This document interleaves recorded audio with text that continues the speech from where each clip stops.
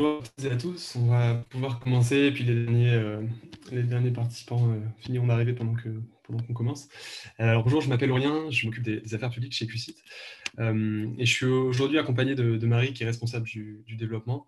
On est ravis de vous accueillir pour cette nouvelle édition de nos meet-up dédiés à la ville de demain. Le dernier qu'on a tenu, c'était en juillet, il portait plutôt sur la ville de demain aussi, mais c'était dans un contexte de post-crise sanitaire qui est encore en train de durer. Quelques mots sur les aspects pratiques du déroulé aujourd'hui.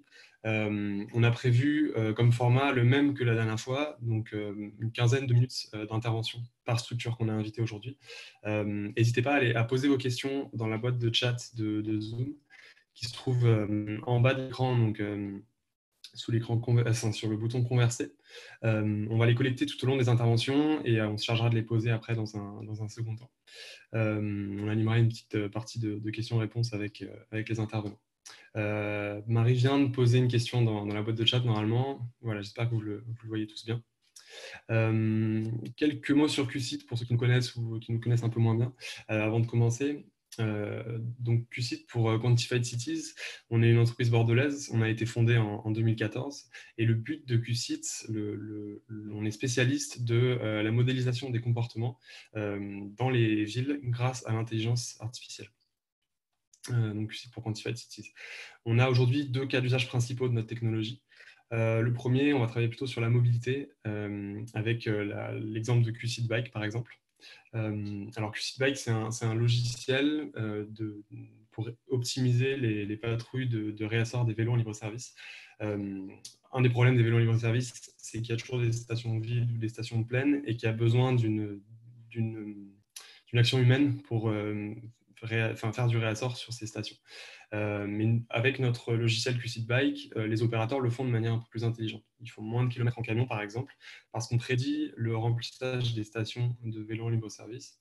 Et chaque jour, on donne, via une application et un tableau de bord qu'on voit sur la droite, le nombre de vélos à ajouter ou enlever dans les stations pour qu'il y ait un système équilibré. Et d'un autre côté, l'autre cas d'usage qu'on a, il porte plutôt sur l'aménagement urbain dans le but d'améliorer la qualité de vie en ville. C'est l'outil qu'on appelle QCIT Confort. QCIT Confort, il y a un peu plus de 3 ans, on s'est posé la question de comment on pourrait mieux intégrer le citoyen dans la fabrique des villes, comment mieux le prendre en compte dans l'aménagement urbain. Et c'est là qu'est né QCIT Confort. Donc, en quelques mots, QCIT Confort, c'est un logiciel qui permet de modéliser la relation entre une perception humaine, donc un avis de la ville à un instant T, avec l'état de la ville. Donc concrètement, c'est une méthodologie qu'on a fait breveter. Et l'idée, c'est d'aller dans l'espace urbain, poser des questions à des gens. Donc c'est une enquête in situ qui va favoriser le contact et on va aller collecter des données qu'on appelle humaines. Quel est le sentiment de stress, est-ce que je trouve ça propre, est-ce que je trouve ça beau, agréable, est-ce que je suis satisfait de la qualité de l'air par exemple. Et toutes ces données humaines, on va les croiser avec des données urbaines qui décrivent l'environnement. Est-ce qu'il y a des routes, est-ce qu'il y a du bruit, est-ce qu'il y a du trafic, quelle est la qualité de l'air par exemple. En croisant toutes ces données, on arrive à mieux percevoir et à mieux comprendre les attentes des usagers, leur perception de l'espace public et du coup mieux les prendre en compte dans l'aménagement des villes. Donc avec toutes ces missions, la mobilité, l'aménagement urbain, au final, la mission de QCIT, c'est de rendre les villes plus agréables, plus durables et plus efficaces.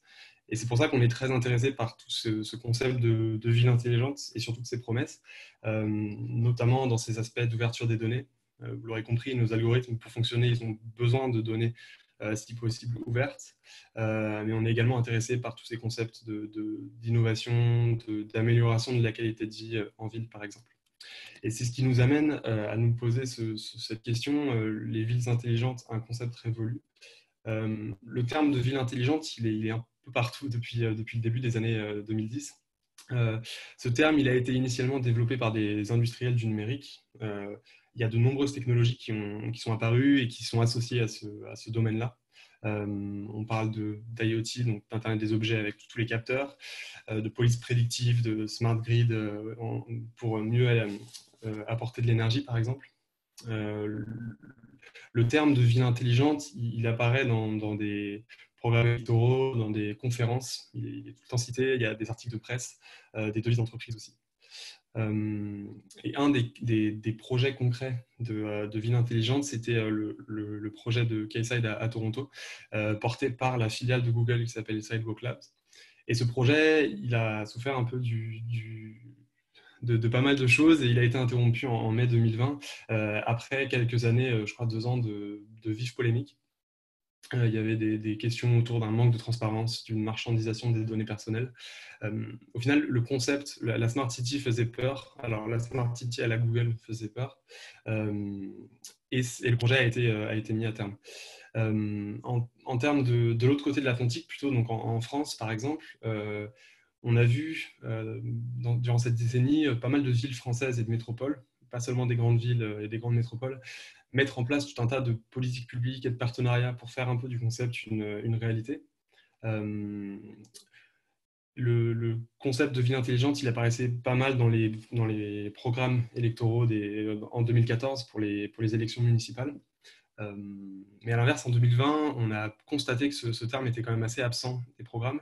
Et les seules fois où on invoquait le terme de données, de numérique, etc., on prenait plutôt la transparence ou des villes plus inclusives, plus vertes et surtout respectueuses de la vie privée des citadins. Ce qui est sûr, c'est que c'est un concept, le concept de ville intelligente, qui est un peu changeant, qui est fourre-tout, avec des contours qui ne sont pas toujours définis.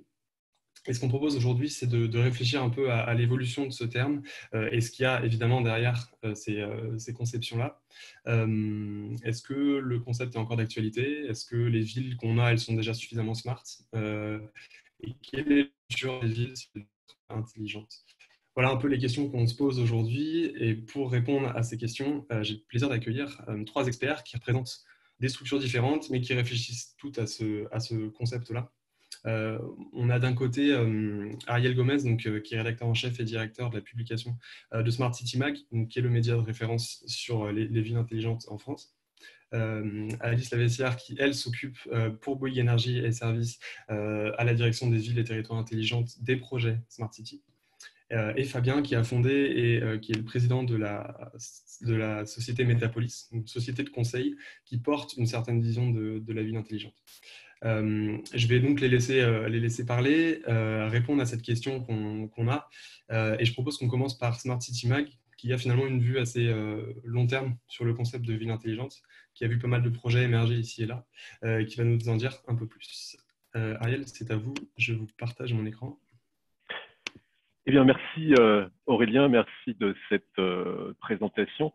Alors forcément, quand on est éditeur de Smart City Mag et on se fait challenger avec un sujet qui dit la ville intelligente, un concept révolu, bien évidemment, on ne peut que réagir et venir apporter le point de vue, si ce n'est la contradiction par rapport à l'intitulé du sujet. Mais effectivement, c'est, comme vous le disiez tout à l'heure, une question de contenu, de ce qu'on met dedans. Alors nous sommes nous sommes un média. Alors je vais faire défiler un petit peu. Normalement, là, j'ai le petit message qui me dit que je peux contrôler l'écran d'Aurélien, mais voilà, on va retenter l'expérience. Donc avancer d'un slide, comme ça, je rentre dans le vif de voilà. Alors donc effectivement, nous sommes un média. On a démarré Smart City Mag en juin 2016 en version papier et en version digitale. Comme tout média, nous faisons des dossiers, des interviews, des reportages, des partages d'expériences couvrant à peu près tout ce qui se passe dans le monde, dans des villes et des territoires de toute taille. Nous allons un petit peu partout en France et partout dans le monde. Et pour nous, voilà, la Smart City, on en a vu de 1500 habitants jusqu'à 30 millions. Donc, il n'y a pas un modèle loin de là.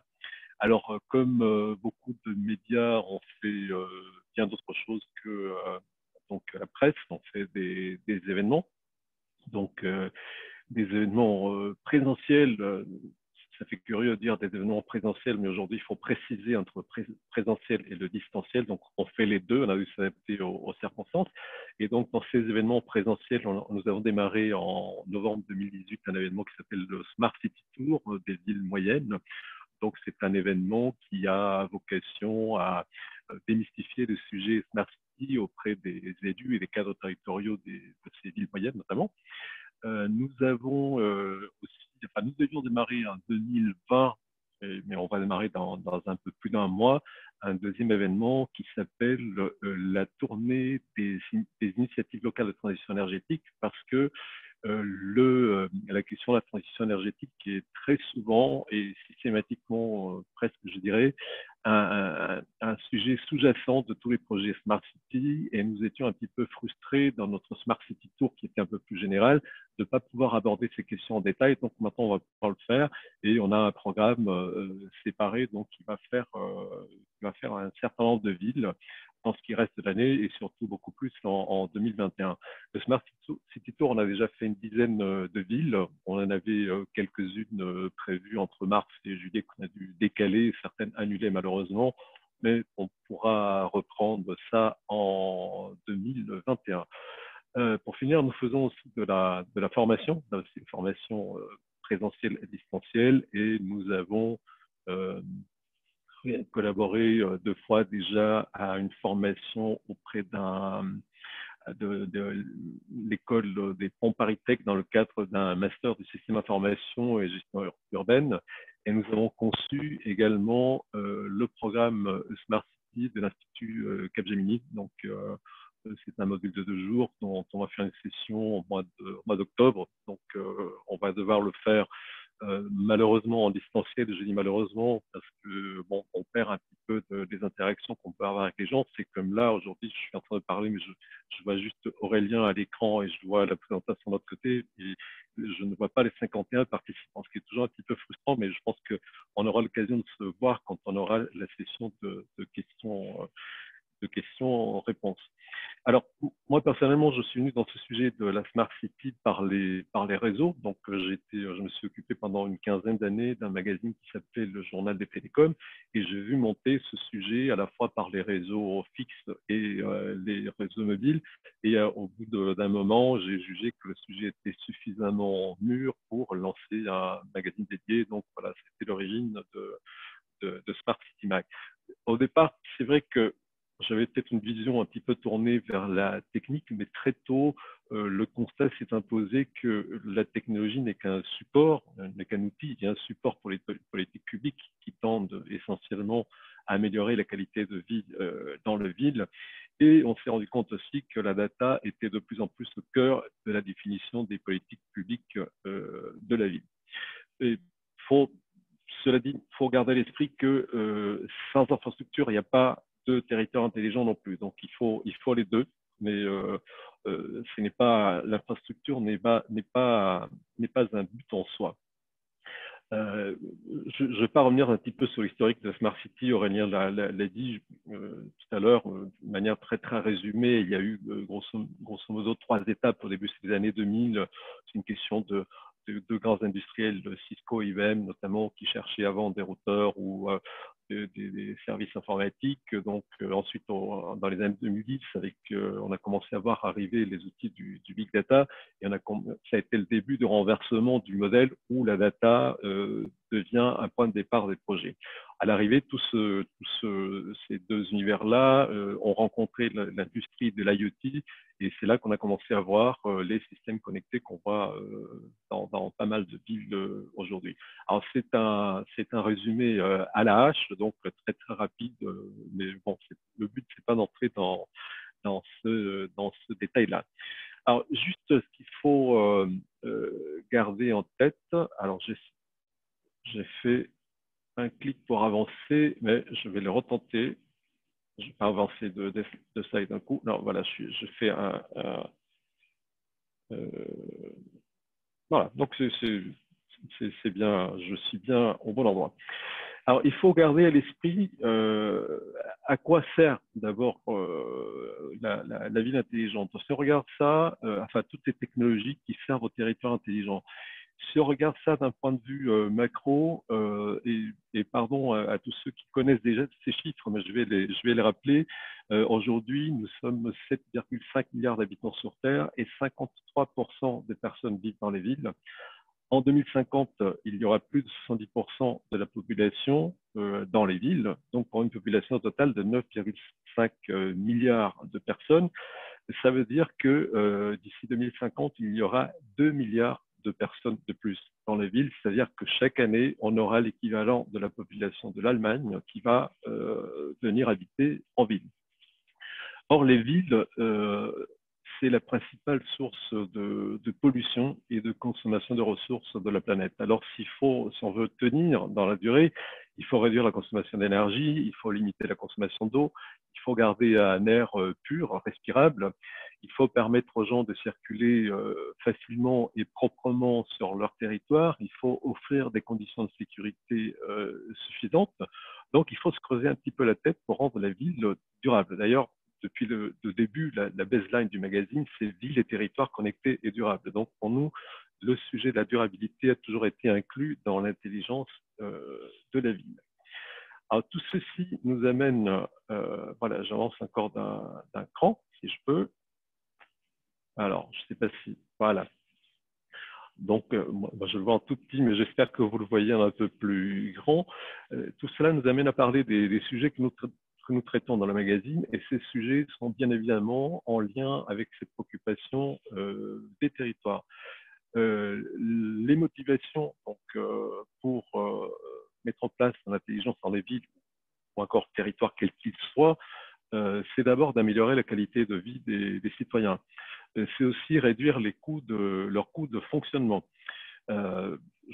Laissez-moi citer deux exemples très simples et très rapides qui parlent assez bien de ça. L'éclairage intelligent, par exemple. Aujourd'hui, 85% du parc d'éclairage public en France, ce sont des matériels d'ancienne génération, ce sont des lampes à décharge ou autres qui sont très énergivores et pas très faciles à piloter parce qu'ils n'ont pas été conçus pour ça. Il faut savoir que la facture de l'éclairage, en fait, représente 40% de la facture électrique d'une collectivité. Donc, si on fait un éclairage intelligent, déjà, si on commence par changer ces anciennes ampoules par des LED, on fait une économie de 50% sur la facture. Donc, c'est 40% de la facture électrique, ce n'est pas rien. Et si cet éclairage est en plus connecté, donc il permet une pilotabilité des candélabres sur toute une ville, pour, par exemple, la nuit, baisser un peu l'intensité lumineuse dans les quartiers où il n'y a personne ou dans les zones de très faible passage, ou voilà, aussi ça peut être fait pour des questions de préserver la biodiversité et les conditions de vie de la faune et la flore nocturne qui est sensible à la lumière aussi. Donc ça, c'est un exemple. En mettant un petit peu d'intelligence dans l'éclairage, on arrive à réduire très sensiblement la facture. Il en est de même pour la gestion thermique des bâtiments. On a plein d'exemples. Un reportage qu'on a fait dans une petite ville. Et en fait, ils avaient dans l'école du village, c'est un village, une ville, ils avaient une école donc équipée d'un système de pilotage du chauffage, sauf que le chauffage, il y avait un mode été, un mode hiver. Les deux étaient réglés à 21 degrés et ça marchait toute l'année, week-end compris, vacances, etc. Donc, ce sont des petites choses qu'on voit quand on met un petit peu d'intelligence des capteurs, quelque part, pour être alerté sur ce genre de choses. Un impératif, c'est aussi optimiser la consommation des ressources naturelles. Là, je vais vous citer très brièvement la gestion de l'eau par la ville de Drancy. On a fait un petit reportage là-bas il y a quelques années qui a donné lieu à un petit film de 2 minutes.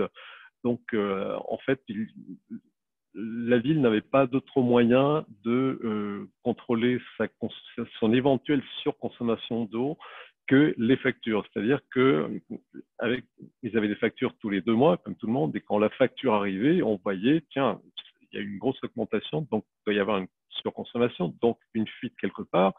Donc, on découvrait la chose une fois voilà, que la fuite était passée et qu'on avait déjà et qu'on continuait peut-être encore à déverser des milliers de litres d'eau dans la nature. Aujourd'hui, avec des capteurs, dès qu'il y a la moindre surconsommation, à partir du moment où on a défini des profils de consommation et on voit la consommation normale, on peut agir en temps réel et l'économie pour la ville de Drancy, ça a été en une année, ça a été de plus de 200 000 euros sur la facture d'eau. Donc, c'est à la fois une économie financière et un axe d'optimisation sur la consommation des ressources naturelles. Autre aspect aussi, c'est l'optimisation des ressources humaines de la ville. Donc, il y a des gens qui travaillent dans les villes. C'est un certain nombre, d'après ce que j'ai vu, des inscriptions à en faire partie.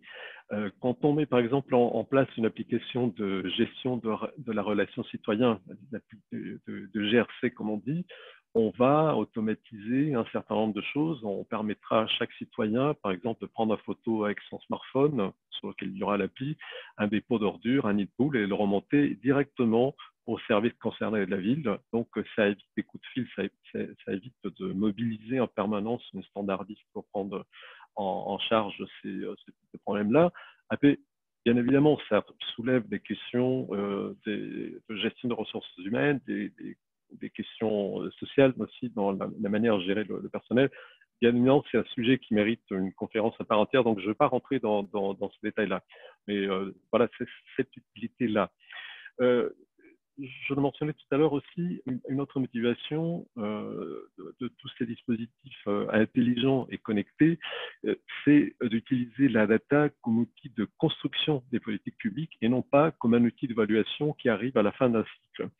Je citais un exemple de la ville de Boston aux États-Unis qui a des pistes cyclables et il y a bien un trafic de vélos croissant, c'était avant le confinement. Et ils avaient observé qu'il y avait de plus en plus de vélos, donc ils se sont dit on va peut-être faire des pistes supplémentaires. Alors qu'est-ce qu'on fait?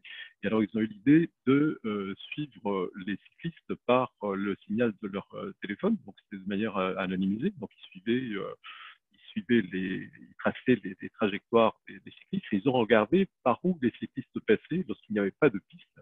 Et donc, ils ont fait des pistes à ces endroits-là quand c'était possible, évidemment. Donc, on est parti de la data et la data a été l'outil de décision d'une politique publique.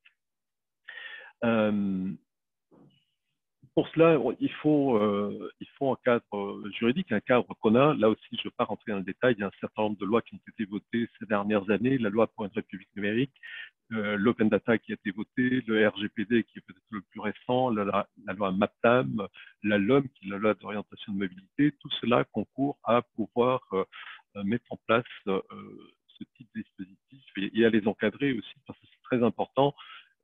Aurélien parlait de confiance tout à l'heure et de confiance par rapport aux données personnelles. Ce cadre-là, il faut l'avoir, c'est un sujet et on l'a vu, je crois, avec une très grande intensité autour de l'épisode du Covid, de l'application Stop Covid qui peut télécharger, qui peut utiliser. Il y a eu un flou sur la question des données personnelles. Donc du coup, quand cette question n'est pas clarifiée, n'est pas assurée, on fait évidemment, ça génère une désaffection et du coup les gens ne s'en servent pas. Je vais accélérer un petit peu parce que je ne veux pas être trop long. Vous faites signe, Aurélien, si je dépasse. Donc, toujours dans les objectifs et donc les collectivités pour mettre en place ces dispositifs smart, il y a aussi l'objectif de s'aligner avec la loi pour la transition écologique et pour la croissance verte. Ça, c'est une loi qui s'impose à toutes les collectivités, qui les oblige à mettre en place un plan énergie-climat. Donc, ça s'est fait par taille de ville progressivement et qui est quelque chose de très précis. Ça oblige les collectivités à réduire leurs émissions réduire de 40% des émissions de gaz à effet de serre en 2030 par rapport à 1990, diminuer de 30% la consommation d'énergie fossile en 2030 par rapport à 2012 et apporter la part des énergies renouvelables à 32% de la consommation énergétique en 2030. Donc, ce sont des objectifs très précis, c'est une obligation légale. Et pour atteindre ces objectifs, bien évidemment, une bonne partie des dispositifs d'intelligence des villes et des territoires sont des outils tout à fait précieux. Je parlais de l'eau, je parlais de l'éclairage. Donc, tout cela y concourt bien évidemment. Il faut rendre aussi la ville plus inclusive. Ça, c'est la ville, le besoin d'avoir une ville le plus humaine possible a encore été renforcé avec l'épisode du Covid et du confinement. On a cherché une proximité, on a cherché la protection et l'aide de la puissance publique. Au début, il faut se souvenir qu'on était tous un petit peu déboussolés, un peu, et certains un peu désemparés par cette situation totalement inédite. Donc là, dans certains cas, si j'ai le temps, j'en dirai un mot. Quelques villes se sont servies de leur dispositif pour venir en aide, justement, pour identifier pour les personnes qui avaient des besoins et pour leur venir en aide, à l'aide de ces dispositifs, tout en protégeant leurs agents, en ne les exposant pas ou en les exposant le moins possible. La question de l'inclusivité, donc ça concerne la mobilité. On peut, par exemple, la mobilité pour les personnes à mobilité réduite, donc ça peut se traduire, ce souci d'inclusivité, par la mise en place d'un calculateur de trajet qui intègre le handicap, c'est-à-dire que un Google Maps qui prendrait en charge ces problématiques-là, donc il va éviter les endroits où il n'y a pas de trottoir qui pourra recevoir le passage d'un fauteuil roulant et toutes ces choses-là. Ça concerne la déficience visuelle, donc il y a des villes comme à Lyon, on a installé 8 000 balises pour le guidage sonore des malvoyants, donc qui peuvent activer ces balises avec une télécommande, avec une application de téléphone, et comme ça, ils seront guidés dans leur trajet. Il y a la question du maintien à domicile de personnes âgées. Là aussi, bon, c'est pas toujours une prérogative qui est pleinement celle de la ville, mais dans certains cas, oui. Et donc, si on met des logements adaptés avec des dispositifs un petit peu domotiques et des dispositifs de santé, comme des équipements qui détectent la perte de verticalité ou l'immobilité de la personne pendant un certain temps. Donc, là, on peut déclencher les alarmes et faire intervenir des personnes. Voilà. Donc, certaines villes se sont, comme je le disais tout à l'heure, se sont servies de ces dispositifs. Ça a été le cas pendant le confinement, ça a été le cas de Dijon, de Nantes, de Nevers, de la région Île-de-France, avec lesquelles nous avions organisé un webinaire. Donc, on a eu l'occasion d'en parler, de rentrer un petit peu dans ces détails-là. Je vais passer voilà, ce slide. Donc, je passe très rapidement. Vous pourrez découvrir les informations. Selon la taille et l'organisation des territoires, les priorités varient assez logiquement en fonction des compétences aussi, bien sûr. Pour les EPCI, donc les établissements publics de coopération intercommunale, donc toutes les agglos, toutes les intercos. Le tiercé, c'est les déchets, le transport, l'habitat, et pour les villes, c'est plutôt l'éclairage, l'environnement, l'habitat encore, et l'efficacité énergétique qui arrive juste après. Alors, si je dois citer quelques projets, on est comment en temps, Aurélien? Ça va, je suis pas trop long? J'ai pas regardé, mais il doit vous rester quelques minutes. Ouais. Bon, ok. Donc, je vais passer rapidement sur ces sujets. Et je ne vais pas trop parler de Dijon parce que c'est un projet sur lequel Bouygues Energy Service a travaillé, donc peut-être il en sera question. Donc, je ne vais pas discloser. Ah, pardon, je le garde quand même 2 secondes pour dire la spécificité du projet Dijon, qui a eu beaucoup de prix nationaux et internationaux, c'est que c'est une des premières, sinon la toute première ville de cette taille. Donc, c'est une métropole de 160 000 habitants, donc c'est à la fois petit mais déjà suffisamment grand, qui est en train de se doter, parce que le projet n'est pas fini, d'un dispositif pour avoir une sorte de cabine de pilotage intégrée dans laquelle remontent toutes les informations de tous les services. Donc c'est assez unique à cette échelle, et c'est un modèle qui depuis inspire d'autres villes, les inspire ou leur sert justement de contre-exemple parce qu'elles veulent faire différemment. Mais en tout cas, c'est un projet dont on a énormément parlé et qui est extrêmement intéressant pour ça. Et effectivement, Dijon fait partie de ces villes qui ont utilisé leur dispositif Smart pour venir en aide à leurs concitoyens. Voilà. Besançon, en fait, Besançon a fait quelque chose d'extrêmement intéressant sur la gestion des déchets. En fait, ils ont mis en place une redevance en 2012, donc c'est le Grand Besançon, c'est l'agglomération, je crois que c'est pas une métropole, qui a mis en place ce système afin d'améliorer le tri et réduire le volume de déchets à traiter pour la collectivité. Donc, on a mis des capteurs, il y a des capteurs dans les bacs, et il y a aussi un système de pesage des bacs, et donc les gens ils payent ils payent leur facture en fonction du poids de ce qu'ils jettent. Donc, forcément, quand il y a des économies au bout, on fait attention et en quelques années, on est passé de 227 kilos de déchets par an, par foyer, à 150. Donc, une réduction très, très importante. Donc, il va tout à fait dans le sens de la loi sur la transition énergétique et pour la croissance verte. Je passe sur une toute autre taille de collectivité. Donc, c'est une petite ville donc, qui fait partie de la métropole de Rouen, Malonnet, donc 6600 habitants, qui a une politique énergétique extrêmement volontaire sur les énergies renouvelables et notamment sur le solaire. C'est une ville qui a à ce jour plus de 1600 mètres carrés de panneaux solaires, c'est-à-dire que il y a presque un tiers de mètre carré de panneaux solaires par habitant. Donc là, ce qu'on voit sur la photo, c'est une sorte de marguerite fabriquée par une société autrichienne qui fournit un petit peu d'électricité, pas beaucoup, mais surtout ce qu'on voit en arrière-plan, c'est l'église. Et là, bon, la photo est prise trop loin pour qu'on le voit, mais la toiture de l'église est recouverte de panneaux solaires, donc ça produit pas mal d'énergie.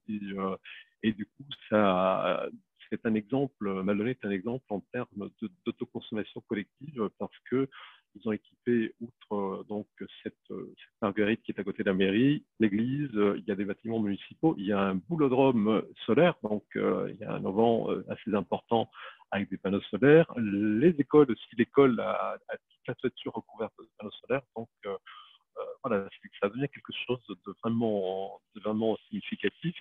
Et à cette taille de collectivité, c'est assez rare et ça fait souvent partie des villes qui sont cités un exemple sur leur politique énergétique. Alors, Drancy, donc, je vous ai raconté le cas, donc il y a une petite vidéo, donc je ne reviens pas là-dessus, mais on a, si ça vous intéresse d'en savoir plus, sur notre site smartcitymag.fr, sur la droite, il y a chaîne YouTube sur laquelle il n'y a pas beaucoup de choses, mais il y a entre autres ce petit film-là qui dure 2 minutes et demie qui explique comment ça a été fait. Et pour finir, je veux dire un mot, là aussi, j'ai préféré, au lieu de prendre des politiques globales de Smart City, parce que sinon il faudrait beaucoup plus de temps pour développer pour chaque ville, des cas de villes qui gèrent particulièrement bien certaines choses. C'est le cas d'Argenteuil pour l'application de gestion de la relation citoyenne dont je parlais tout à l'heure. Donc il y a eu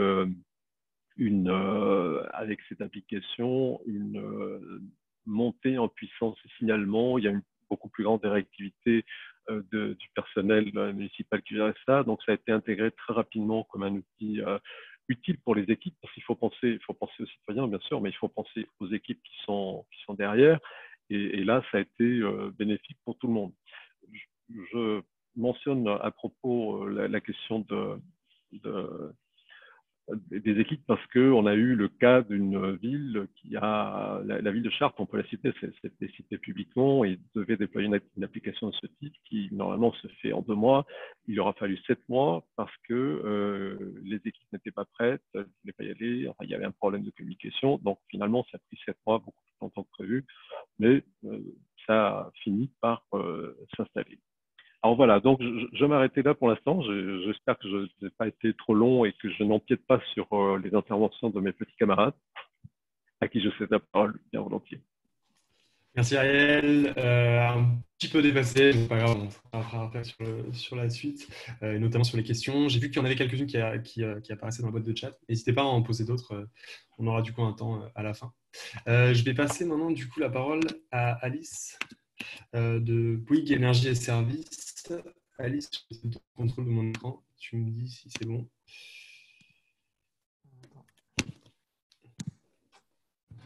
Alors, il y a toujours un petit décalage, mais normalement, ouais. Alors, il faut que je dézoome juste, excuse-moi. Ouais, normalement, c'est bon. Bonjour à tous, merci de m'avoir convié à ce webinaire extrêmement intéressant sur un sujet qui passionne les foules. Je vais évidemment compléter et reprendre certains propos d'Ariel, et je pense que Fabien aussi en développera quelques aspects. Donc, je travaille au sein des équipes de Bouygues Énergie et Services en tant que chef de projet sur toute la partie ville et territoires intelligents. Juste un bref rappel pour nous situer dans la grande galaxie du groupe Bouygues. Donc, on est bien chez les constructeurs, chez Bouygues Construction, donc une des filiales qui est consacrée aux énergies et aux services. Oui, il y a un petit temps, quand même un petit peu de latence. Donc, les métiers de Bouygues Énergie et Services, ce sont bien sûr des métiers de services et d'infrastructures liés aux énergies et à tout ce qui peut être numérique. Et quand on pense au territoire, c'est principalement sur des aspects d'éclairage public, de mobilité, d'équipement public, bien sûr de production d'énergie et de stockage de la donnée. Donc, on a quand même un panel assez large de métiers. J'en oubliais les bâtiments et la performance énergétique. Donc, on est à la fois une entreprise avec un ADN de constructeur, mais qui pense à la suite et qui devient de plus en plus un acteur du numérique, d'où notre positionnement sur ce sujet de ville et de territoire intelligent. Alors, bon, un territoire connecté, un territoire intelligent, Ariel en a déjà précisé certains enjeux. Nous, on a une approche assez pragmatique du sujet qui est lié à nos métiers, comme je l'ai évoqué. Mais pour nous, un territoire connecté, ce n'est pas qu'un territoire numérique, c'est aussi un territoire qui est vraiment ancré dans les enjeux du quotidien, dans les enjeux que nous rencontrons, dans cette crise sanitaire, bien sûr, qui est bien présente dans nos esprits à tous, et bien sûr dans cette crise environnementale dont les enjeux sont bien sûr présents.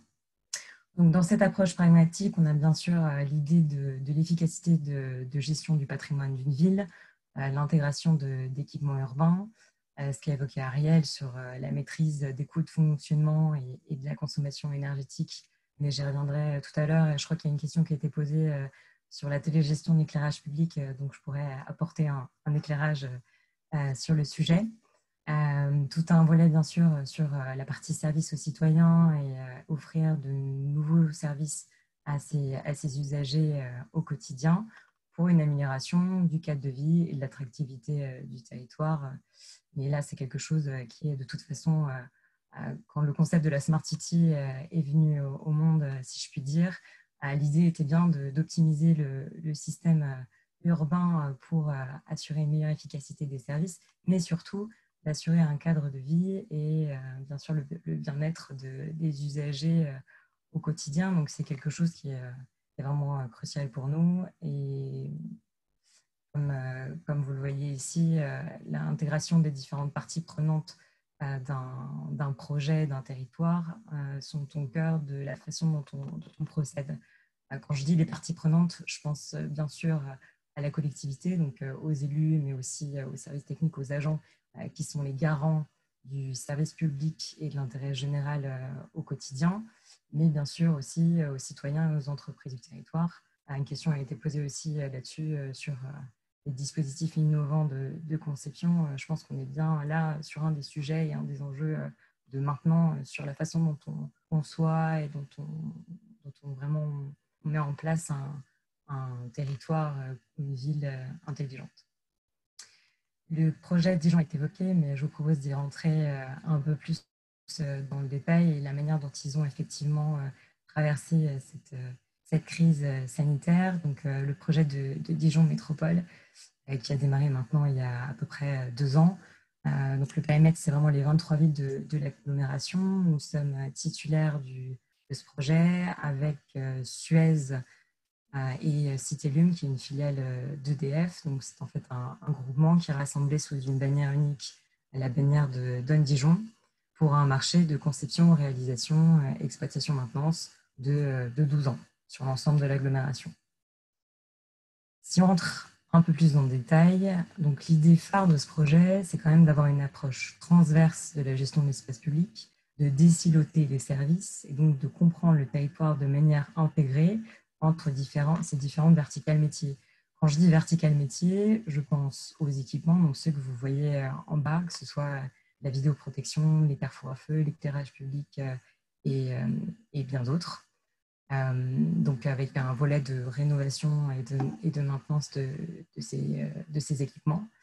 Mais au-dessus, on vient mettre en place en fait un hyperviseur qui sert de pilote de ces équipements au quotidien, avec l'idée principale qui est de gérer les événements qui ont lieu dans la ville, qu'ils soient prévus ou imprévus. Avec cette notion d'avoir un outil dans un seul endroit qui rassemble l'ensemble des services techniques et éventuellement d'autres délégataires de services publics, donc des entreprises privées.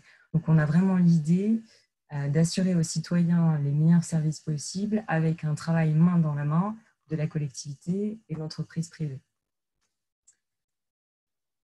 Ici, vous avez quelques photos du poste pilotage connecté de Dijon, donc, qui est en fonctionnement comme je l'ai dit. Vous avez ici quelques images pour préciser comment est structuré le poste de pilotage connecté. Donc, vous avez vraiment la partie hypervision comme je l'ai évoqué, avec des équipes de Dijon qui sont derrière les écrans, mais vous avez aussi des équipes du Grand Dijon dans le cockpit, avec notamment Allo-Mairie. Vous avez également le délégataire de services publics sur la partie transport et mobilité d'IVIA, donc de l'entreprise Keolis. Et vous avez aussi les équipes de police municipale qui sont en fait dans une partie, on ne voit pas très bien sur les photos, mais qui sont juste à côté, avec bien sûr un écran de protection, parce que ce ne sont que des officiers assermentés qui peuvent avoir accès aux images, mais vous avez quand même l'idée d'avoir une circulation de l'information et en cas de crise, l'ensemble des équipes qui sont capables de communiquer et d'interagir au mieux pour gérer cette crise. Alors, bon, j'en ai parlé, la crise sanitaire à l'épreuve du Covid, et là je vous propose de rentrer dans le quotidien de Dijon, notamment pendant les 2 mois de confinement. Donc, le poste de pilotage, en fait, a eu un rôle de centralisation des équipes, avec la possibilité vraiment d'une efficacité et une performance de l'action publique, avec une gestion des événements et une transmission surtout de l'information entre les différents services, une transmission de l'information aussi auprès des élus et bien sûr auprès des citoyens et de l'agglomération de Dijon. Et là-dessus, je voudrais juste faire un focus sur le travail des équipes d'Allo-Mairie, donc des équipes de la métropole de Dijon. Il faut savoir qu'ils ont reçu 26 000 appels pendant les 10 semaines de crise, avec un renforcement des équipes. Donc, il y a eu 25 étudiants, mais aussi un renforcement complémentaire des équipes pour vraiment être au plus près du citoyen au quotidien et répondre à ces appels pendant les 2 mois de confinement. Donc, vous le voyez, il y a vraiment une interaction entre les équipes de la métropole et Dijon, les équipes des 3 entreprises que j'ai citées précédemment. Alors, bon, Ariel l'a dit, les outils numériques sont bien au service du territoire et des grands enjeux évoqués. Donc, juste pour un focus là-dessus, le poste de pilotage, en fait, l'hyperviseur ne vient pas se substituer en fait aux différents outils métiers qui pilotent l'éclairage public, les carrefours à feu et les différents équipements et infrastructures de l'espace public. Il vient par-dessus ces superviseurs pour pouvoir piloter les événements en fonction d'un événement et d'une procédure qui a été établie par la collectivité. Donc avec bien sûr les données qui sont utilisées en temps réel, une protection de ces données lorsqu'il s'agit de données personnelles. Donc bien évidemment, il y a un traitement particulier qui est accordé à ces données dans le respect du RGPD. Alors, le projet de Dijon, c'est un projet bien spécifique à un territoire et une métropole, avec des enjeux qui lui sont propres, une vision qui lui est propre, mais chaque territoire a sa spécificité et peut tout à fait décider d'approcher la thématique du territoire connecté ou du territoire intelligent par d'autres biais. Donc, on peut très bien penser, Ariel a donné plusieurs exemples sur l'énergie, l'environnement, la mobilité, la sécurité ou bien encore la santé.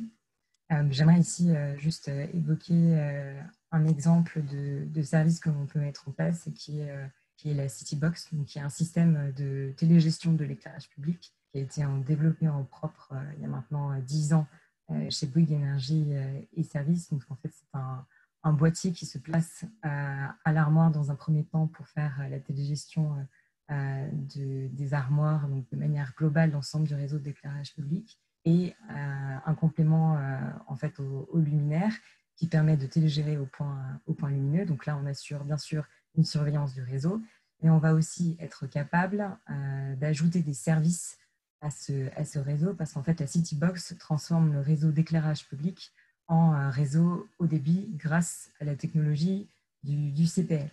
Donc là, on est dans une logique en fait de valorisation de l'infrastructure d'éclairage public sans travaux complémentaires, ce qui est plutôt important en matière d'investissement et d'adjonction de services dans d'autres domaines qui peuvent être des domaines autour de l'animation. Donc, on pensera par exemple à de la sonorisation.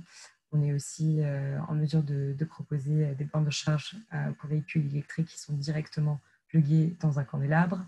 Bien sûr, pour toute la partie environnement, des capteurs de pollution, des capteurs de bruit.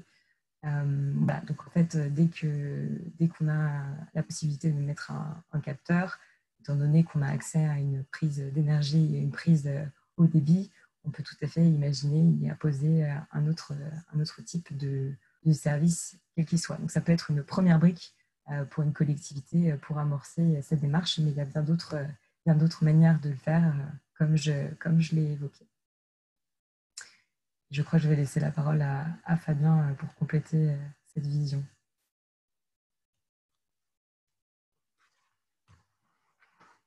Merci Alice, c'était très clair. J'ai vu tu avais déjà commencé à répondre à des questions, c'est parfait. Peut-être qu'on aura un temps un peu plus réduit à la fin pour ça. Je propose maintenant qu'on passe à Fabien, donc, qui représente Metapolis. Fabien, je vais te donner le contrôle de mon écran.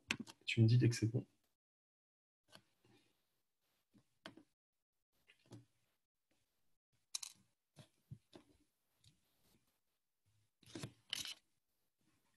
Est-ce que vous m'entendez déjà ? Moi, je t'entends et je pense que c'est bon. Et tu as l'air d'avoir le contrôle. C'est bon, j'ai la main. Bon, écoutez, merci à tous. Hop, j'active également ma vidéo.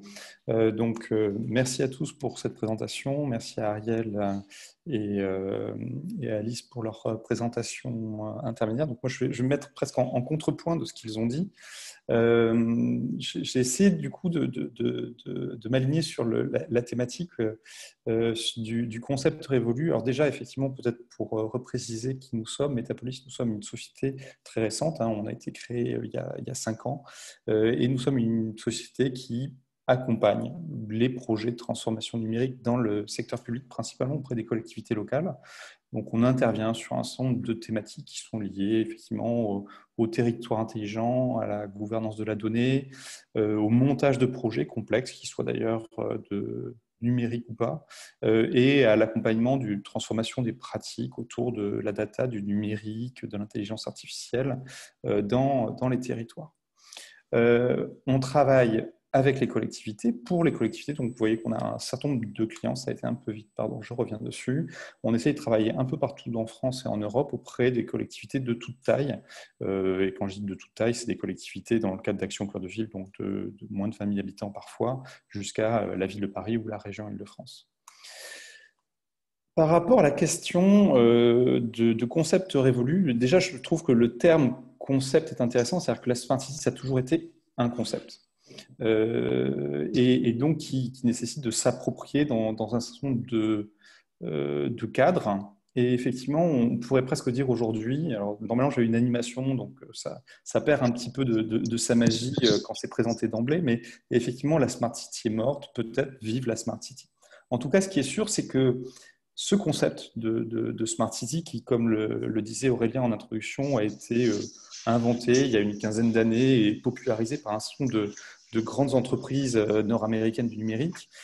C'est un concept qui, dès le début, était appelé à se diluer dans la transformation numérique des territoires. Et d'une certaine manière, il se dilue de manière accélérée avec l'accumulation des crises, effectivement, écologiques, sanitaires, économiques que l'on vit actuellement, mais que l'on vivait déjà depuis plusieurs années, et qui ont tendance finalement à faire passer ce fait numérique, parfois accompagné, parfois subi, à faire passer du coup ce fait numérique au second plan derrière les problématiques quotidiennes que rencontrent les populations.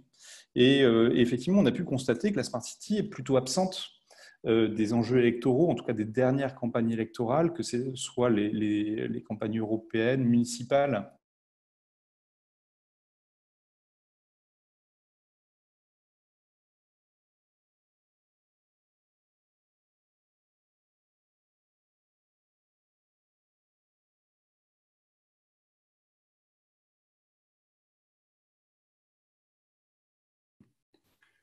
Alors, j'ai l'impression qu'on a perdu Fabien. On ne l'entend plus.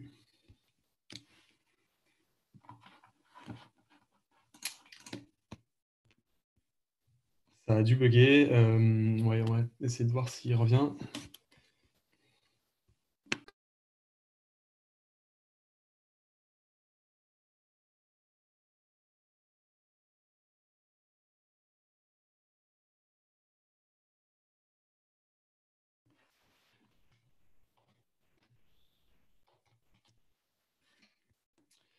Ok, bon, on va peut-être passer aux questions-réponses du coup en attendant qu'ils reviennent. Et un peu ces slides. Hop. Alors, Marie, je ne sais pas si tu as relevé des questions de la part du... Ah, on a retrouvé Fabien. Pardon, comme quoi le numérique, dès qu'on le critique un tout petit peu, se rebelle. Du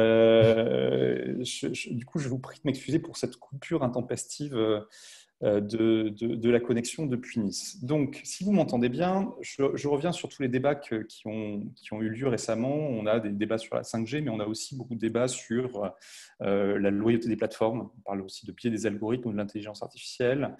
On en a beaucoup parlé récemment avec Facebook, Twitter, tous les débats autour des incursions qu'il peut y avoir, notamment dans les campagnes électorales, et puis tout un ensemble de sujets qui ont été mis à l'honneur autour de la souveraineté qui a été très largement repopularisée pendant la crise sanitaire, ainsi que la montée en puissance de ces nouveaux concepts de sobriété numérique. Alors, pas forcément de low-tech, parce qu'on en parle depuis longtemps, mais c'est vrai que la sobriété numérique monte en puissance maintenant depuis, on va dire, 2 ans et demi, et a été très largement popularisée au cours des derniers mois. Et donc, effectivement, on s'interroge sur le devenir de cette notion de Smart City. Je vais voir si j'arrive à switcher d'écran. Est-ce que tu peux changer mon slide, en fait? Oui, voilà. Le sujet de la Smart City, dès le début, en fait, ça a été un concept extrêmement large et peut-être trop large. C'est-à-dire que dans Smart City, on met tellement de choses. On parle de données, on parle de smart living, smart building, smart mobility, et finalement, on parle finalement de tout. C'est-à-dire que dans la cité, il y a finalement à peu près tout. On parle de gouvernance, on parle de politique, on parle de citoyenneté, on parle d'habitat, on parle d'administration, on parle de stationnement. Et du coup, en fait, ce concept, il est presque trop large. Et peut-être que finalement, les épaules étaient trop étendues pour la Smart City pour pouvoir être portées. Et donc, effectivement, aujourd'hui, on s'aperçoit, là encore, je n'arrive pas à changer d'écran, voilà, qu'on a une forme de retour aux sources.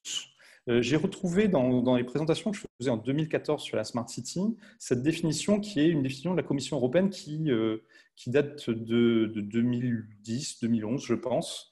Et on s'aperçoit aujourd'hui que finalement, dans tous les concepts qu'on pratique aujourd'hui quotidiennement et qui reviennent à l'honneur sur la résilience ou la sobriété et la protection de l'environnement, mais finalement, tout était déjà dans les fondamentaux. Une ville intelligente serait capable de mettre en œuvre une gestion des infrastructures communicantes, adaptables, durables et plus efficaces, automatisées pour améliorer la qualité de vie des citoyens dans le respect de l'environnement. En fait, quand on revient aux fondamentaux des travaux de recherche et des travaux de la Commission européenne, on avait déjà ce sujet qui était que la montée en puissance de la métropolisation allait amener tout un ensemble de crises, et notamment de crises urbaines, du fait de l'accroissement de la population dans ces villes-là, et qu'il allait falloir préserver le cadre de vie commun.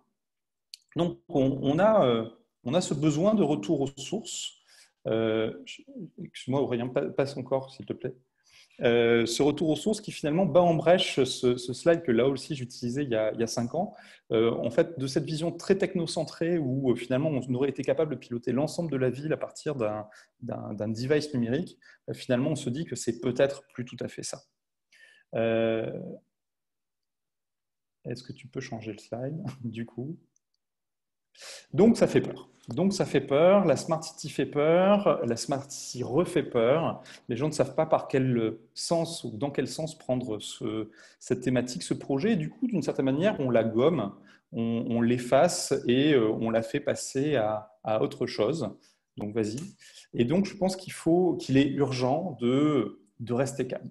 C'est-à-dire que la Smart City ou la ville intelligente ou le territoire intelligent, ce sont des concepts. Ce sont des concepts larges et très englobants qu'il faut commencer par quelque chose. Alors là, j'ai repris l'open data, mais l'open data n'est pas l'alpha et l'oméga de la Smart City, bien au contraire. En tout cas, il faut commencer par des sujets, il faut se dire qu'il faut aborder les thématiques de manière sérieuse, de manière organisée, de manière progressive, de manière intelligente, pour le coup, et faire en sorte de se réapproprier ce concept de Smart City, comme le disait d'ailleurs très très bien Alice tout à l'heure, c'est-à-dire que il n'y a pas un concept de Smart City, il n'y a pas une notion de Smart City, il n'y a pas une vérité et il n'y a pas des bons points ou des mauvais points. Et je m'insurge d'ailleurs contre les classements de Smart City qui fleurissent chaque année et parfois chaque mois.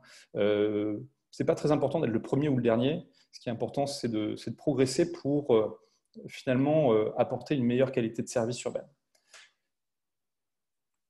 Peux-tu changer de slide, s'il te plaît ? Et du coup, on peut revenir d'une certaine manière à ce concept presque philosophique, en tout cas politique, cette notion de faire cité.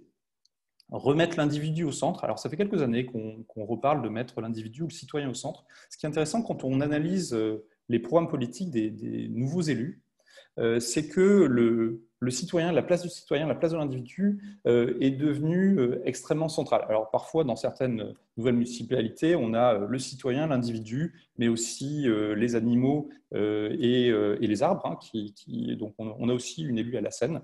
Donc finalement, on met beaucoup de choses au centre de plein de choses. Mais en tout cas, cette notion de remettre l'individu au centre est absolument fondamentale. Et puis, cette notion de vivre ensemble. Et ça, pour le coup, c'est peut-être quelque chose de nouveau ou de renouveau. C'est-à-dire qu'on a eu effectivement une vision il y a 5 ans où on mettait en avant des grands projets de nouvelles villes, de Songdo en Corée, donc de villes extrêmement technocentrées et où en fait on allait tout monitorer, tout piloter. Et finalement, on s'aperçoit que maintenant, il y a un retour du projet politique, un retour du projet de société, ou en tout cas, on commence à voir revenir ça, parce qu'il faut être modeste là encore, mais le projet politique revient. Et une des choses qu'on essaye de faire maintenant depuis quelques mois, il faut être modeste, on essaye de le faire depuis peu de temps, c'est se réapproprier le projet politique. Ce n'est pas se dire la Smart City, c'est un projet à part entière et qu'on va coller à côté des autres projets. En fait, il y a un projet politique pour une ville ou un territoire, parce que là encore, ville intelligente ou Smart City, c'est très réducteur. Moi, je me rappelle, j'avais fait un benchmark il y a 5 ans, on avait interviewé Israël. Il disait notre concept, c'est Smart Région et pas Smart City, parce que de toute manière, les réseaux, ils sont intermédiaires et à l'échelle d'une ville, ça n'a pas de sens. Et donc, à un moment donné, il faut revenir à cette notion de projet politique pour une ville ou un territoire, d'ambition politique partagée entre les élus d'un côté ou les candidats et puis leurs électeurs, pour faire un fait de société et dans lequel le numérique ait toute sa place et sa valeur ajoutée. Et en n'écartant pas les débats de fond qui sont indispensables, qui sont absolument indispensables. C'est-à-dire qu'aujourd'hui, quand on a des débats sur la 5G, c'est pas mal. C'est pas mal de se réinterroger sur les choix technologiques, c'est pas mal de se dire et de s'interroger sur où sont conservées les données. C'est pas mal de se poser la question de savoir comment fonctionnent les algorithmes et s'ils ont éventuellement des biais et si éventuellement les décisions de politique ne sont pas influencées par choix ou simplement par manque de maîtrise. De toute manière, il est indispensable à un moment donné que les individus qui vivent dans ces sociétés, les citoyens, nous, vous, et que les élus aient une vraie compréhension de ce vers quoi les choses tendent. À un moment donné, l'action publique, elle doit se faire dans le cadre de l'intérêt général et donc le fait d'avoir une bonne compréhension de pourquoi on choisit telle et telle technologie. En fait, comment est-ce qu'on recrée un récit urbain qui ait du sens et qui ne soit pas que sur le fait qu'on va déployer de la 5G ou on va déployer une application mobile, ça a du sens. Parce que finalement, des projets numériques et donc des projets Smart City, on en fait depuis toujours. On en fait depuis toujours. C'est-à-dire qu'on parle d'applications mobiles, on parle de réseau, on parle de monitoring. Mais en fait, Clermont-Ferrand faisait du monitoring de l'éclairage urbain il y a une dizaine d'années et ce n'était pas de la Smart City. Et des applications mobiles, on est en déploie depuis 15 ans. La ville de Paris a déployé depuis fort longtemps une application qui s'appelle Lutèce et derrière ça, une application qui s'appelle Dans ma ville et qui permet, dans ma rue, pardon, et qui permet de déclarer les incidents sur la voie publique. Et ce n'était pas de la Smart City à l'époque. Donc il y a eu un espèce de grand mouvement très marketing qui consistait à tout faire passer derrière le concept de Smart City. Avant ça, on a fait du greenwashing et puis on avait fait plein d'autres choses auparavant. Ce qui est intéressant, c'est de se dire à un moment donné, comment est-ce qu'on dépasse la Smart City, comment est-ce qu'on se réapproprie les enjeux numériques par les élus et par les citoyens. Et du coup, au final, on arrive, je pense, au temps de la maturité. Et finalement, qu'on perde le terme de ville intelligente ou de Smart City, on s'en moque un peu. Ce qui est important, c'est que ce qui a drivé, ce qui a amené à ces projets-là, qui était la réalité d'un fait incontournable qui est la transformation numérique de la société, lui, il s'intègre réellement dans des politiques publiques. Et si on parle plus de Smart City, finalement, c'est qu'on aura gagné. Mais par contre, ce qui est important, c'est qu'on dépasse les concepts marketing et qu'on fasse en sorte que cette transformation numérique, elle soit au service de tous et pas simplement le fait de quelques-uns dans une espèce de marketing territorial qui n'a pas forcément beaucoup de sens et pas forcément beaucoup de valeur. Donc je pense que la Smart City est sans doute passée de mode, mais par contre la transformation numérique au service de l'intérêt général en est à ses tout débuts et c'est très très bien comme ça.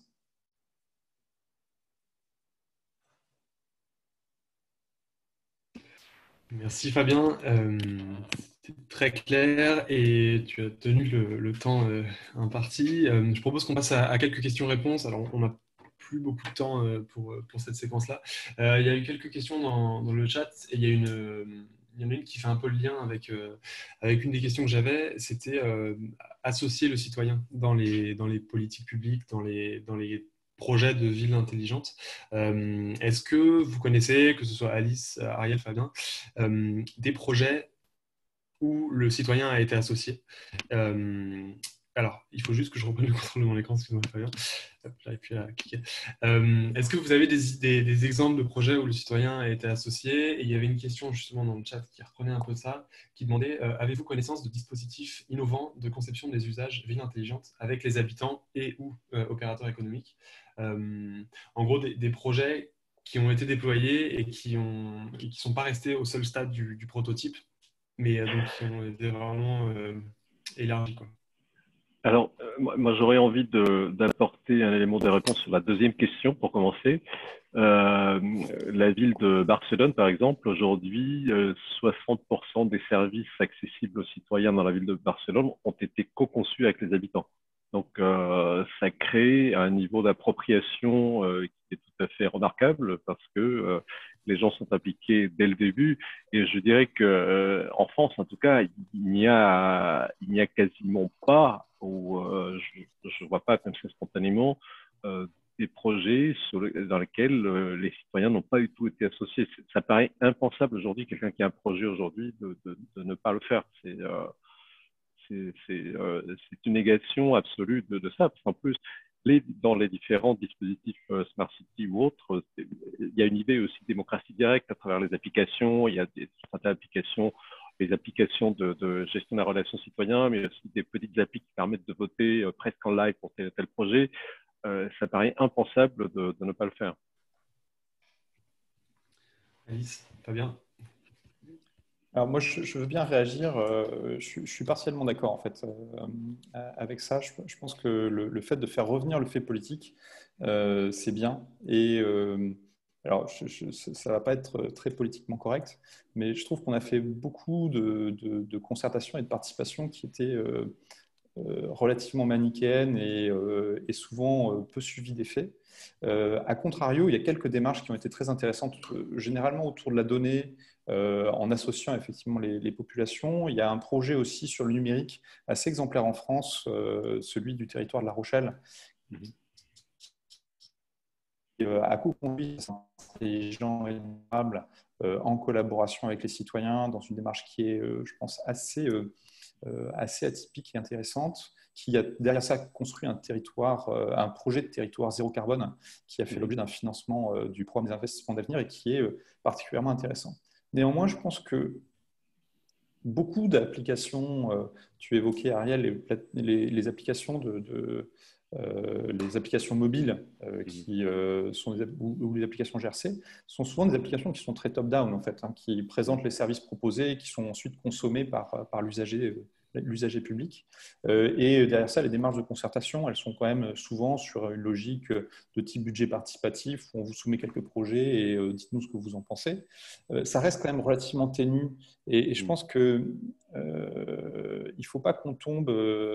alors, ça peut être très très polémique ce que je veux dire, mais on tombe dans le génie statique, c'est-à-dire qu'à un moment donné, qu'il y ait une vision politique du territoire qui soit construite, qui soit cohérente, qui soit homogène, qui soit sanctionnée par des choix et des orientations politiques, avec quelques boucles de rétroaction intelligentes, effectivement, qui peuvent être utilisées par les mécanismes de participation, mais qui ne soient pas dans l'espèce de diktat permanent de la participation. Ça me paraît utile parce que on a déjà tendance à avoir des projets politiques qui se construisent le temps d'une mandature, c'est-à-dire 4 ou 5 ans avant qu'on retourne dans un cycle d'élection, alors que les projets d'urbanisme, les projets d'aménagement, ils se font sur 30 ou 50 ans. Donc le côté concertation où on change d'avis tous les 18 mois, je trouve que c'est vraiment pas la bonne solution pour avoir une stratégie de territoire. Alice, je ne sais pas si tu veux réagir par rapport à ça. Sinon, j'ai une question pour toi. Non, mais vis-à-vis de ça, enfin, je ne connais pas de projet estampillé territoire intelligent qui se traduisent par une véritable concertation, co-construction, mais au sens véritable du terme. Et je rejoins plutôt Fabien en tout cas dans ce discours-là, qui est que pour l'instant, pour moi, les applications, effectivement, sont vraiment c'est un premier pas, mais c'est absolument pas suffisant si on veut intégrer le citoyen dans la démarche. Donc, nous, on se pose énormément de questions à ce sujet sur la manière de procéder. Et Fabien l'a évoqué tout à l'heure dans son exposé, c'est très lié à la transformation numérique de l'action publique et de la manière dont les collectivités s'organisent, fonctionnent, pour être garante de cette vision et de cet intérêt général et cette vision en fait, de long terme qui est assez difficile en fait, à porter. Et je pense que c'est un sujet qui fait débat et qui doit continuer à faire débat. Mais j'ai pas pour l'instant pas de réponse toute faite là-dessus. Et par exemple, sur Dijon, comment le projet il a été accueilli par les Dijonnais ou les habitants de la métropole? Est-ce que vous avez l'impression du coup de pouvoir, par exemple, mieux entrer en relation avec la collectivité, notamment pendant l'épisode Covid? Ou alors vous n'avez pas encore de recul suffisant là-dessus? On n'a pas de recul suffisant là-dessus. Après, effectivement, pendant l'épisode Covid, oui, il y a eu une mobilisation aussi de la collectivité pour répondre aux sollicitations qui étaient extrêmement fortes. Mais je ne dresserai pas de bilan vis-à-vis de ça pour le moment. Je poursuis la question. Est-ce que tu sais ou vous savez de manière générale si le modèle de Dijon, par exemple, de tout intégrer, fait des envieux dans d'autres collectivités françaises? Est-ce qu'il y a des projets qui sont en train de se monter un peu similaires à Dijon, avec un centre intégré de pilotage, de supervision? Ou alors c'est potentiellement remis Alors en oui, cause sur le par territoire la français. crise? Ouais. Sur le territoire français, il y a eu un autre projet emblématique qui est celui d'Angers, qui, je pense, a démarré parce que nous ne sommes malheureusement pas les lauréats. Et après, il y a d'autres idées d'intégration et de désilotage des services. Mais comme on l'a précisé, c'est une manière de voir les choses et à chaque territoire et à chaque taille de territoire, de collectivité, ses besoins. Donc, un poste de pilotage centralisé comme celui de Dijon, il faut en avoir envie, il faut avoir la vision politique et les moyens, bien évidemment. Mais pour moi, ça ne s'applique pas tel quel à une autre collectivité. Il y a tout un cheminement avant à avoir. Ça, je crois que c'est un fantasme auquel il faut tordre le cou. Il n'y a pas un modèle industriel duplicable sur étagère. Il y a autant de projets que de villes, parce que chaque ville intelligente, ou quel que soit le nom qu'on veut lui donner, j'ai bien noté, effectivement, le concept de Smart City est un concept marketing, mais ça a le mérite de résumer, on sait à peu près de quoi on parle. Mais pardon, j'ai perdu le fil de ce que j'étais en train de dire. C'était j'ai un trou. C'est pas un modèle pour une seule ville. Oui, il y a pas, il y a effectivement, il y a pas de modèle, il y a pas de Sur modèle étagère. unique. Ce serait un vœu des industriels de se dire voilà, je fais un truc qui marche, je le déploie partout de la même manière. C'est vraiment le reflet d'une société. Et d'ailleurs, quand on parle des peurs qu'il peut y avoir autour de la safe city au sens sécuritaire et autres, c'est, comme c'est le cas en Chine ou dans d'autres pays, c'est le reflet de la société, c'est le reflet du projet politique. Je crois que le projet Smart City est toujours le reflet du projet politique. Si le projet politique est inclusif, ouvert à la discussion démocratique, le projet territoire intelligent le sera aussi a priori. Donc ça, c'est ça. Voilà, il y a autant de façons de faire la ville que de projets, parce qu'il y a en plus toute une histoire, il y a une sociologie dans les villes, il y a un passé historique, il y a un écosystème économique, il y a parfois un passé industriel ou un passé, on le voit dans les villes du Nord qui ont un passé minier ou industriel, les villes de l'Est qui ont pâti de la chute de la sidérurgie et sont marquées par ça. Et les projets sont souvent le reflet. Et il y a toujours quelque chose qui les relie à cette histoire et à cette sociologie, à cette vision des choses. Et du coup, je poursuis la question. On a une question dans le chat qui était intéressante.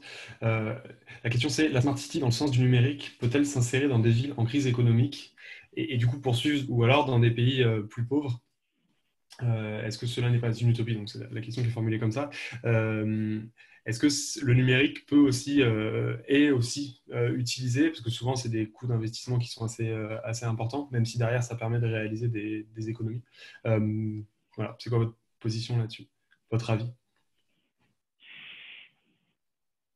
En fait, je pense que là encore, ça dépend beaucoup de ce qu'on qualifie de Smart City, parce que quand on cite des exemples, on a des choses très intégrées et qui peuvent effectivement avoir des coûts relativement structurels.